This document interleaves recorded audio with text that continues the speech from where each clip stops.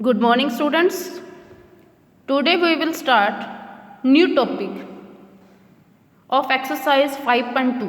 Before starting exercise 5.2, we must clear these definitions. Basic definitions हैं जो आपको अच्छे से आनी चाहिए.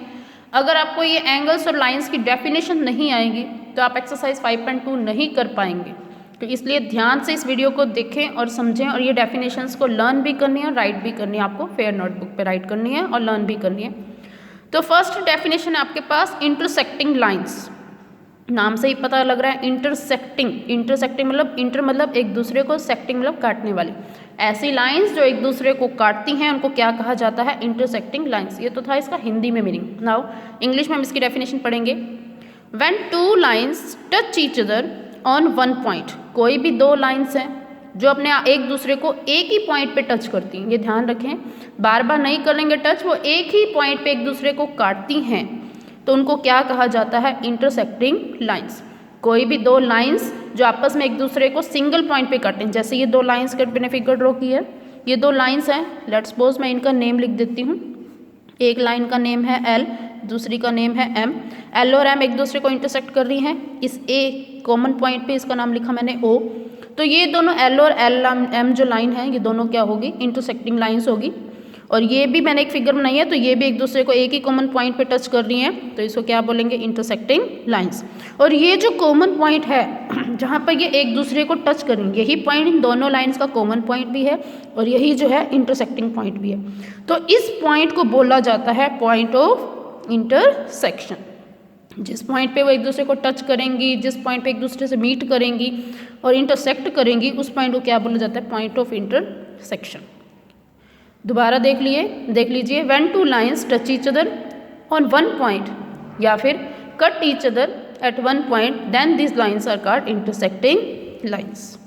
एंड द कॉमन पॉइंट और इंटरसेक्टिंग पॉइंट और टचिंग पॉइंट तीनों एक ही बात है. कॉमन पॉइंट, इंटरसेक्टिंग पॉइंट और touching point, then it is called point of intersection. I think so ये क्लियर हो गया होगा. Second is transversal line. Transversal line को वैसे हिंदी में कहा जाता है तिर्यक या तिरछी लाइन. क्या कहते हैं इसको? तिरछी लाइन. जो लाइन टेढ़ी जाती है उसको क्या बोला जाता है? Transversal line. ये तो इसका हिंदी में जस्ट आपको समझाने के लिए मैंने बताया. एक्चुअली इसकी डेफिनेशन क्या होती है? A line that intersects two और more lines at distinct points. एक लाइन जो अलग अलग लाइन्स को, दो लाइन को या दो से ज़्यादा लाइन्स को, क्योंकि अगर एक लाइन को कट करेगी, जैसे ये एक लाइन थी, इस दूसरी लाइन आ गई, जब ये एक दूसरे को कट करेंगे ये तो बन गई इंटरसेक्टिंग लाइंस, क्योंकि ये एक ही लाइन दूसरी लाइन कट कर रही है, एक ही पॉइंट ऑफ इंटरसेक्शन है.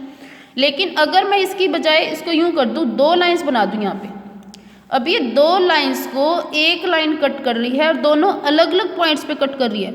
इसको इसने इस पॉइंट पे टच किया, इस दूसरी लाइन को इस पॉइंट पे टच किया.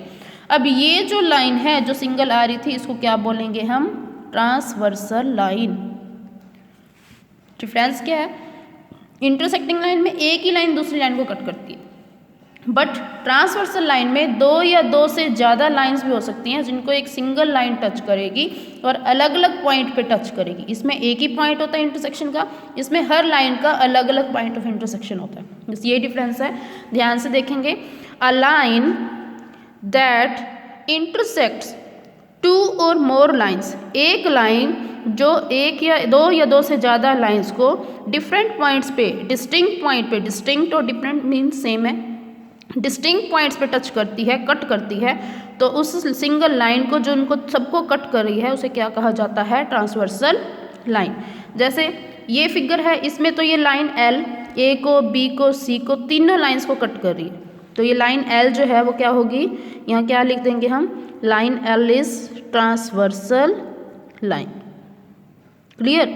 बट अगर मैं ये दूसरा फिगर देखूँ, नीचे मैंने एक और फिगर बनाया जिसमें ये लाइन पी को एम और एन तीनों ही कट रही हैं आपस में एक दूसरे को. इसमें ये एक पॉइंट पे मिल रही हैं, ये कॉमन पॉइंट है. अब इसमें पॉइंट इंटरसेक्शन क्या है? एक ही है. तो अब ये ट्रांसवर्सल लाइन नहीं है. ट्रांसवर्सल लाइन दूसरी फिगर वाली है. क्यों नहीं है? क्योंकि उसे डेफिनेशन में बोला है they should cut at different points, कि वो सारे अलग अलग पॉइंट्स पर टच करनी चाहिए. बट इस फिगर में क्या है? सारी एक ही पॉइंट के ऊपर टच कर रही हैं, तो इस वजह से ये ट्रांसवर्सल लाइन नहीं है। ये वाला फिगर इसकी भी ट्रांसवर्सल लाइन नहीं है, ये ट्रांसवर्सल लाइन का फिगर है। Now coming on next definition, अगली डेफिनेशन की हम चलें तो आगे आती है पैरेलल लाइंस। पैरेलल लाइंस कौन सी है? जो ये पेजेस के ऊपर आपको लाइन दिख रही होंगी, सारी सीधी सीधी लाइनें जा रही हैं, इनके बीच का डिस्टेंस हर जगह इक्वल है। यहाँ पर भी सेम डिस्टेंस है, यहाँ पर भी सेम डिस्टेंस है। तो ऐसी लाइंस जो आपस में एक दूसरे को कभी नहीं काटती, जिनको चाहे आगे आप प्रोसीड करें चाहे पीछे प्रोसीड करें, आप कहीं पे उनको बढ़ाएं, उनके बीच का जो डिस्टेंस है वो हमेशा फिक्स रहता है, तो उनको क्या कहा जाता है? Parallel lines. इंटरसेक्टिंग लाइंस का डिफरेंस चेंज हो जाता है। जैसे ये था, यहाँ पे ऐसे चल रही है, यहाँ से ये आई, ये ऐसे कट कर गई, इंटरसेक्टिंग लाइन बन गई। यहाँ पे डिस्टेंस के बीच में ज़्यादा था, धीरे धीरे डिस्टेंस कम होता हो गया, आपस में ये मिल गई। तो ये जो है ये तो होगी इंटरसेक्टिंग लाइंस होगी, जिन्होंने एक दूसरे को इंटरसेक्ट कर दिया। और पैरेलल लाइंस क्या होती हैं? ये मैंने फिगर बनाई है पैरेलल लाइंस की, जिनके बीच का डिस्टेंस हमेशा इक्वल रहता है, जो आपस में कभी एक दूसरे को टच नहीं करती। व्हेन 2 और more lines having same distance, जब 2 या 2 से ज़्यादा लाइनें हो जिनके बीच का डिस्टेंस क्या हो? सेम हो, और दे टच और cut, they never touch and cut each other, and they never touch और कट ईच अदर, वो कभी एक दूसरे को ना काटती हैं ना टच करती हैं। ऐसी लाइंस को क्या कहा जाता है? Parallel lines. And parallel lines never meet and their distance is always remain the same. तो ये पैरेलल लाइंस फिगर है, ये नॉन पैरेलल लाइंस की फिगर है। ये आपको दिख रहा होगा दोनों में डिफरेंस। पैरेलल लाइन में डिस्टेंस इक्वल है, नॉन पैरेलल में पहले डिस्टेंस ज़्यादा है, धीरे धीरे ये कम हो रहा है, ये टेढ़ी होती जा रही है, तो ये पैरेलल लाइंस नहीं है। नाउ पैरेलल लाइंस की वजह से, ट्रांसवर्स लाइन की वजह से एंगल्स बनते हैं, डिफरेंट टाइप के एंगल्स हैं, मैं उनके नेम आपको अभी बता रही हूँ।